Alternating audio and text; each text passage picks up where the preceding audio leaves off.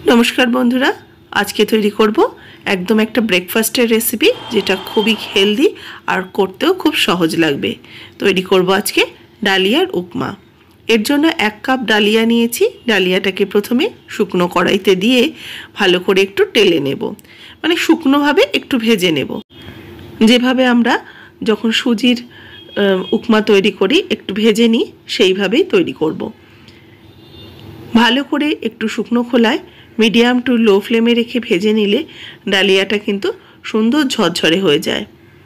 डालियाटा भाजा हो गेछे। एबार आमी एकटा पात्रोर मध्य एटाके ढेले रेखे दिচ্ছি। एबार एर मध्य जल दिए भालो करे 3-4 बार जल पाल्टे धुए नेब, कारण डालियार मध्य किन्तु अनेक धरनेर पाथर बा छोटो छोटो दाना टाइपेर थाके, कालो कालो थाके, सेगुलो देखबेन जल दिए धुए निले ओपरे भेसे उठबे। सेगुलोके धुए फेले दिए जल झरिए रेखे देब। एबार कड़ाईते बसिए तार मध्य आमी 2 टेस्पुन सादा तेल दिए दिलाम। तेलेर मध्य दिए दिচ্ছি কিছুটা চিনে বাদাম। বাদামগুলোকে একটু ভেজে নেব। খোসা শুদ্ধ চিনে বাদাম দিয়ে দিয়েছি। চিনে বাদামটাকে একটু হালকা করে ভেজে নিয়ে এর মধ্যে দিয়ে দেব একটু কাজু। কাজু বাদাম আর চিনে বাদামকেও একসাথে একটু নাড়াচাড়া করে নিচ্ছি। এবার অ্যাড করে দেব এর মধ্যে একটু কিশমিশ, কারণ কিশমিশ যেহেতু খুব সময় কম লাগে ভাজতে, সেই কারণে কিশমিশটা কিন্তু একটু পরে দিচ্ছি। এবার কিশমিশটাকে একটু হালকা করে নাড়াচাড়া করে এগুলোকে তুলে রেখে দেব। তেলটা ঝরিয়ে এই বাদামগুলোকে আমি একটা পাত্রের মধ্যে তুলে রেখে দিচ্ছি। এবার ওই তেলের মধ্যে 1 টিস্পুন ঘি দিয়ে দিচ্ছি। ঘিটা দিলে কিন্তু একটু সুন্দর ফ্লেভার আসবে। फोड़ने देওয়ার জন্য নিয়েছি ছোলার ডাল, 2 শুকনো লঙ্কা, 1 টিস্পুন কালো সরষে, 1/2 টিস্পুন গোটা জিরে আর কয়েকটা কারি পাতা।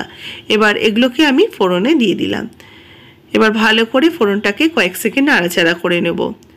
জিরে আর শুকনো লঙ্কা, সরষে, ছোলার ডাল একটু ভাজা ভাজা করে নেব। ফোড়নটার থেকে সুন্দর সুগন্ধ বেরোতে শুরু করলে দিয়ে দেবো কিছু সবজি। সবজির মধ্যে নিয়েছি ছোট ছোট করে ফুলকপি কেটে, গাজর নিয়েছি আর নিয়েছি একটু বিনস। এগুলোকে ছোট করে কেটে নিয়ে এগুলোকে দিয়ে দিলাম। এবার ভালো করে এগুলোকে নাড়াচাড়া করে নেব। আপনারা এর মধ্যে মটরশুঁটি দিতে পারেন কিংবা একটু বাঁধাকপি কোচানোও দিতে পারেন, খেতে কিন্তু বেশ ভালো লাগে। বা যদি নিরামিষ না খান তাহলে কিন্তু একটু পেঁয়াজ কোচানো ব্যবহার করতে পারেন। এবার ভালো করে একটু নাড়াচাড়া করে নিচ্ছি। সবজিগুলোকে হালকা করে একটু ব্রাউন কালার আসা অবধি ভেজে নেব। এখানে নিয়েছি আমি কিছুটা আদা কোচানো আর 2 কাঁচা লঙ্কা কোচানো। 1/2 ইঞ্চি মতো আদাকে ছোট ছোট করে কিমার মতো করে কেটে রেখেছিলাম। আদা আর কাঁচা লঙ্কাটাকে দিয়ে দিলাম। এবার এগুলো একসাথে আমি একটু ঢাকা চাপা দিয়ে ভেজে নেব। মিনিট 2 একটু ঢাকা দিয়ে রেখেছিলাম যাতে সবজিটা একটু নরম হয়ে আসে। সবজি মোটামুটি কিন্তু আমার ভাজা হয়ে গেছে। এবার আমি অ্যাড করে দেব ভিজিয়ে জল ঝরিয়ে রাখা ডালিয়াটা। ডালিয়াটা দেওয়ার পর এর মধ্যে যে বাদামগুলো ভেজে রেখেছিলাম, বাদাম, কাজু, কিশমিশ, এগুলোকে অ্যাড করে দিলাম। দিয়ে ভালো করে সমস্ত কিছুকে একসাথে আবারও একটু সবজির সাথে ভেজে নেব। ডালিয়াটাকে এইভাবে একটু ভালো করে ভেজে নিলে ডালিয়া কিন্তু বেশ ঝরঝরে হবে। উপমা কিন্তু ঝরঝরে না হলে খেতে ভালো লাগে না, সেই জন্য ভালো করে না ভাজলে কিন্তু একদম কাদা কাদা মতো হয়ে যাবে।